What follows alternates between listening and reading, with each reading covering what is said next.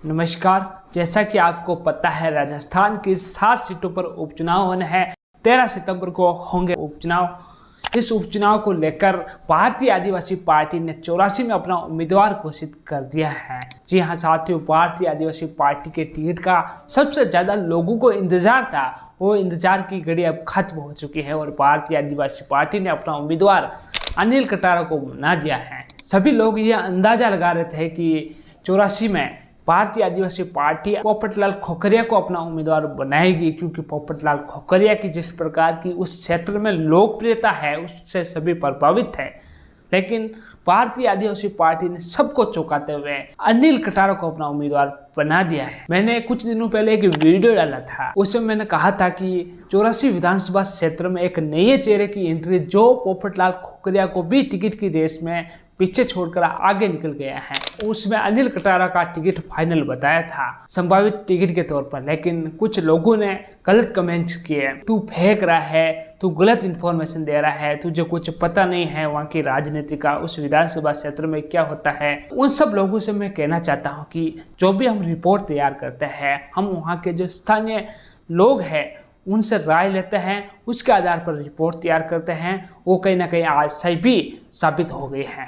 ऐसी कई रिपोर्ट हमने तैयार की हैं जो आखिर में सही साबित हुई हैं, और आप मेरा पिछला वो वीडियो जाकर देख सकते हैं, उसकी लिंक डिस्क्रिप्शन में हमने डाल रखी है। तो साथियों, आज के इस वीडियो में हम बात करने वाले हैं कि अगर अनिल कटारा को भारतीय आदिवासी पार्टी ने अपना उम्मीदवार बनाया है तो पोपटलाल खोखरिया का क्या होगा। पोपटलाल खोखरिया क्या करेंगे। पोपटलाल खोखरिया राजकुमार रोत के साथ कंधे से कंधा मिलाकर उनके चुनाव में उनके साथ था और राजकुमार रोत के सबसे करीबी नेता माने जाते हैं पोपटलाल खोखरिया। लेकिन पोपटलाल खोखरिया को आज टिकट नहीं मिला और भारतीय आदिवासी पार्टी ने अपना टिकट फाइनल कर दिया है और अनिल कटारा को अपना उम्मीदवार बना दिया है। इससे कहीं ना कहीं पोपटलाल खोखरिया के समर्थकों में नाराजगी हो गई है। पोपटलाल खोखरिया के समर्थक लगातार सोशल मीडिया पर एक कमेंट्स कर रहे हैं, यह जो टिकट वितरण किया गया है वो कहीं ना कहीं गलत है। ये टिकट पोपटलाल खोखरिया को मिलना चाहिए। पोपटलाल खोखरिया एक मजबूत उम्मीदवार हैं। वैसे हम जितने भी वीडियो डालते आए हैं उनमें सबसे ज़्यादा अगर कमेंट्स आए हैं तो पोपटलाल खोखरिया के लिए ही आए हैं। तो मीडिया भी यही बता रही थी कि राजस्थान में 84 में पोपटलाल खोखरिया को ही भारतीय आदिवासी पार्टी अपना उम्मीदवार बनाएगी। लेकिन पोपटलाल खोखरिया का टिकट कट चुका है और अनिल कटारा को टिकट दे दिया है, जिससे पोपटलाल खोखरिया के समर्थक नाराज हैं, लगातार कमेंट्स कर रहे हैं और टिकट बदलने की मांग कर रहे हैं।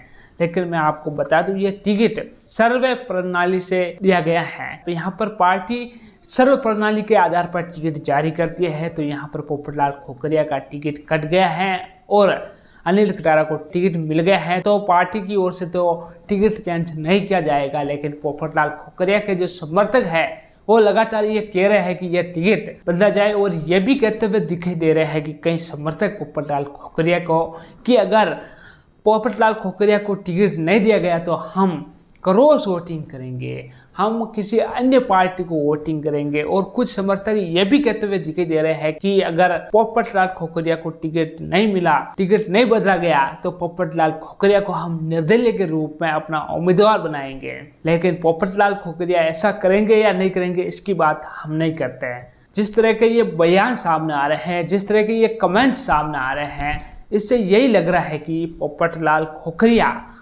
वहाँ के एक मजबूत नेता है जिसे टिकट नहीं मिला और अनिल कटारा को टिकट दे दिया गया है। अनिल कटारा भी वैसे एक मजबूत उम्मीदवार है, एक मजबूत नेता है। मेरी नज़र में अनिल कटारा बहुत ही मजबूत नेता है, क्योंकि हमने जमीनी स्तर पर लोगों से पूछताछ की, एक रिपोर्ट तैयार की, उसमें अनिल कटारा का नाम सबसे ज़्यादा आया।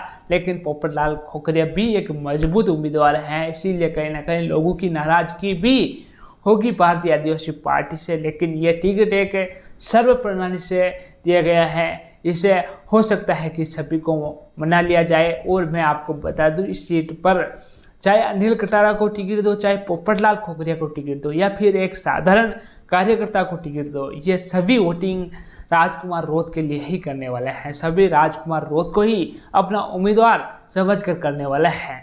इस टिकट के बाद भारतीय जनता पार्टी और कांग्रेस में खलबली मच गई है। दोनों ही पार्टियां इस चुनाव को लेकर चौरासी में रणनीति तैयार कर रही है कि इस चुनाव को कैसे जीता जाए, क्योंकि सभी को ये दिख रहा है कि यहाँ पर भारतीय आदिवासी पार्टी का दबदबा है, भारतीय आदिवासी पार्टी का ही उम्मीदवार जीतेगा, राजकुमार रोध का ही उम्मीदवार जीतेगा। इसीलिए ये पार्टियां रणनीति तैयार कर रही है कि इस चुनाव को किस तरह लड़ा जाए और किस तरह जीता जाए। यहाँ पर भारतीय जनता पार्टी एक आदिवासी समाज के नेता को यहाँ पर जिम्मेदारी देने वाली है, वो बाबूलाल खराड़ी हो सकता है ना।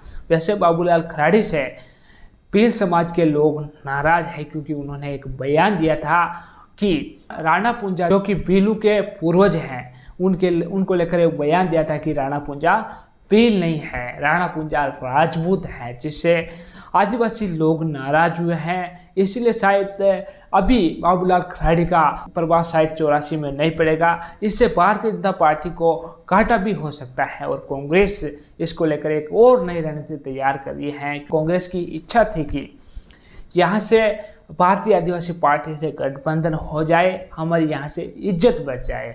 कांग्रेस बाकी सीटों पर तो मजबूत दिखाई दे रही है, लेकिन एक 84 और सेलम्बर ऐसी सीटें हैं जहां पर कांग्रेस बहुत ही ज़्यादा कमजोर दिखाई दे रही है। और सेलम्बर में भी भारतीय जनता पार्टी के लिए भारतीय आदिवासी पार्टी मुसीबत तैयार कर चुकी है, अपना उम्मीदवार घोषित कर चुकी है।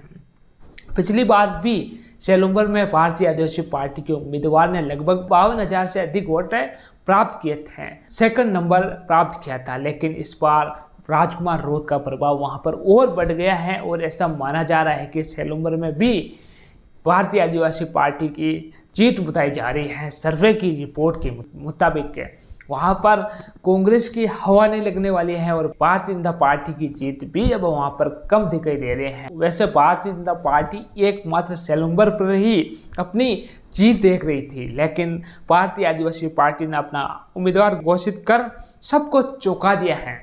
राजकुमार रोध ने दोनों ही जगह कटारा को उतार कर ये साबित कर दिया है कि दोनों ही मजबूत नेता है, दोनों ही जीतने वाले हैं।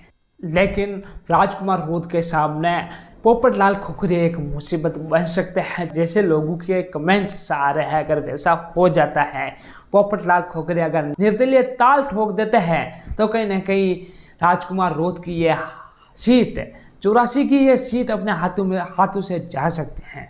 राजकुमार रोध बाकी सीटें जीते या न जीते, लेकिन 84 की सीट राजकुमार रोध को जीतना बहुत ही जरूरी है, क्योंकि अगर उस सीट से राजकुमार रोध हार जाएंगे तो कहीं ना कहीं राजकुमार रोध की पार्टी भारतीय आदिवासी पार्टी कमजोर पड़ जाएगी और राजकुमार रोध ऐसा कभी होने नहीं देंगे। राजकुमार रोध उस सीट पर तो इतना फोकस करने वाले हैं कि मानो खुद राजकुमार रोध चुनाव लड़ रहे हैं, पिछले चुनाव की ही तरह, 2023 के विधानसभा चुनाव की ही तरह। लेकिन लोगों के जिस प्रकार के कमेंट्स आ रहे हैं, ये राजकुमार रोध के लिए चिंताजनक हो सकता है। और कुछ अच्छे कमेंट्स भी आ रहे हैं, अनिल कटारा के समर्थन में भी कुछ कमेंट्स आ रहे हैं।